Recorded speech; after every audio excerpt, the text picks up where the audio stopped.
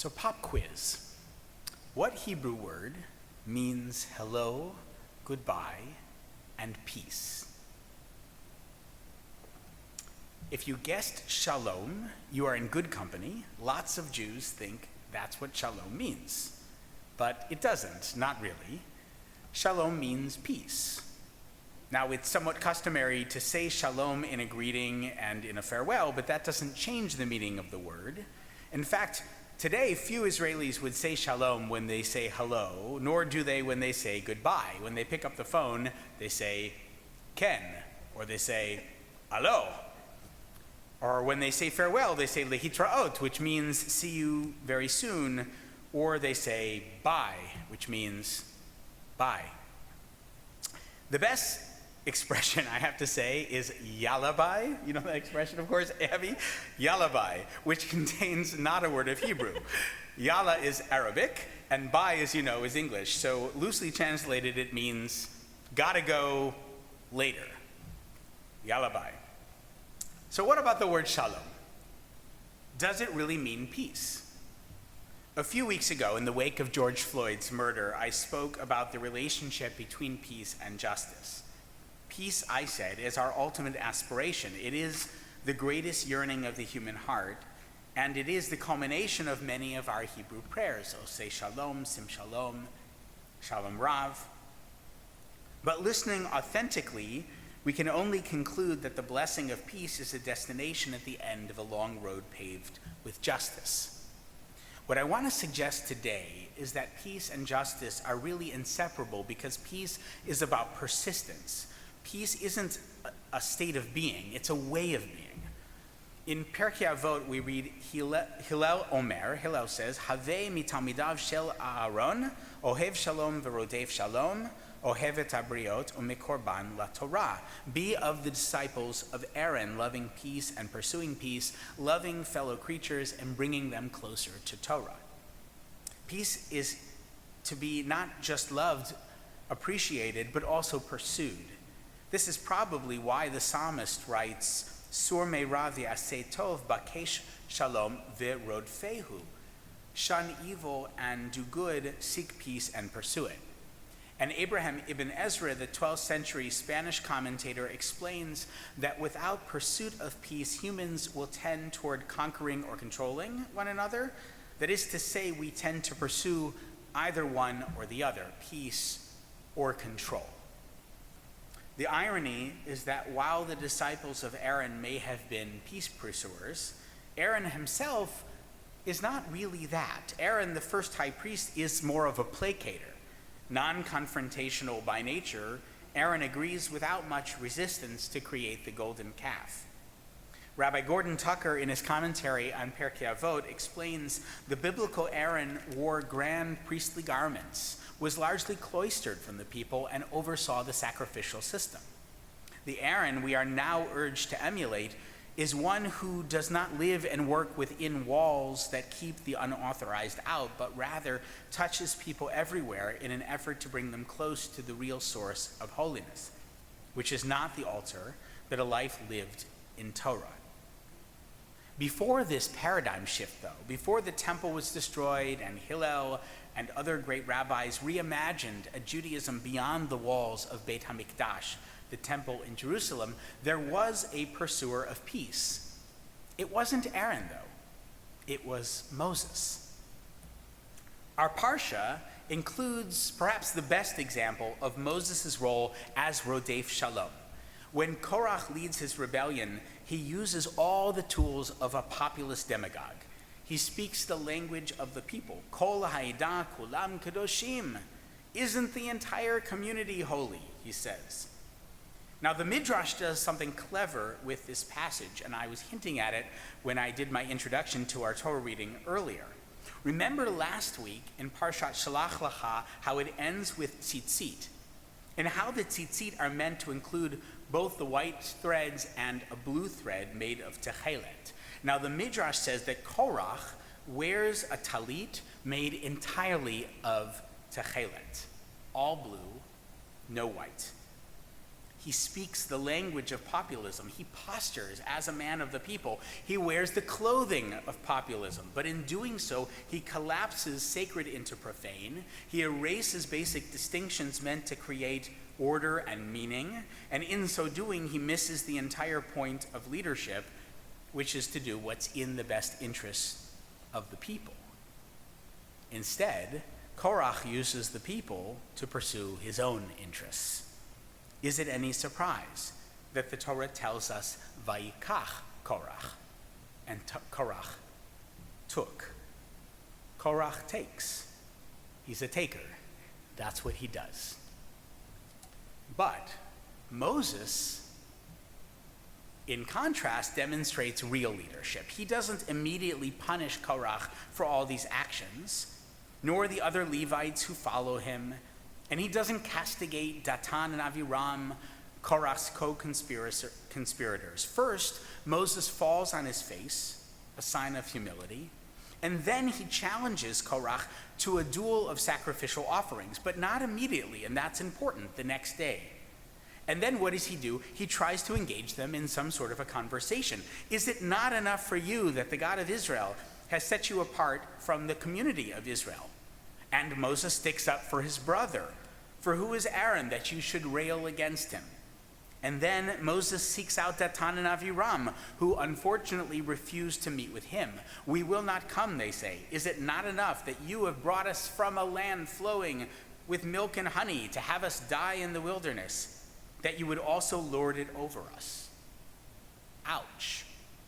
It's only after a night of attempted diplomacy that Moses acquiesces to the moment. And of course, it doesn't end well for Korach and his followers. They used their mouths to spread calumnies. V'tiftach haaretz et piha. So the earth opens its mouth and swallows them whole.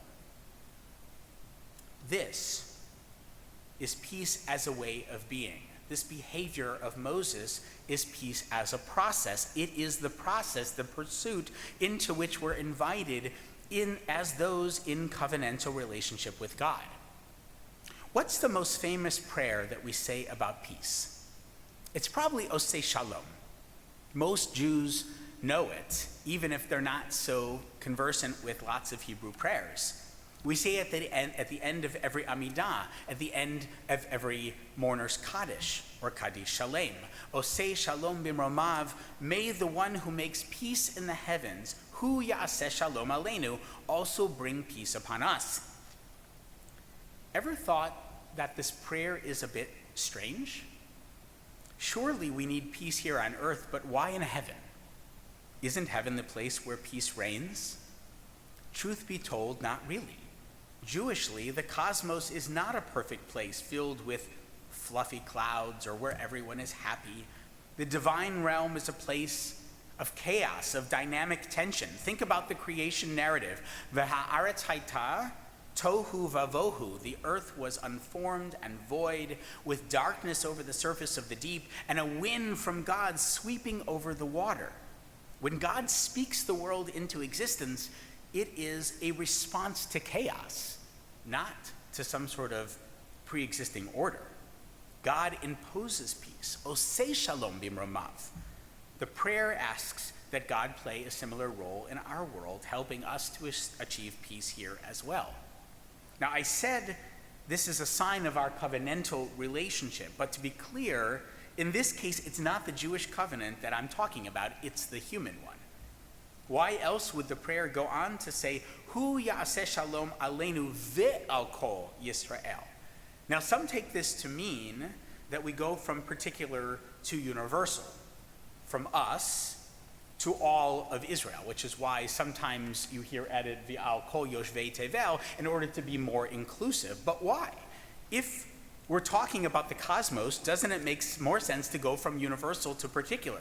From us, that is all of humanity, ve'al kol Yisrael, to the children of Israel. But whatever the case, it's clear that God has a covenant with all human beings. It's described in the story of Noah, which concludes with God declaring a truce and, of course, a rainbow appearing in the sky. Some of you may have seen a rainbow this week, and there's a special bracha that we say when we see a rainbow, talking about that covenant.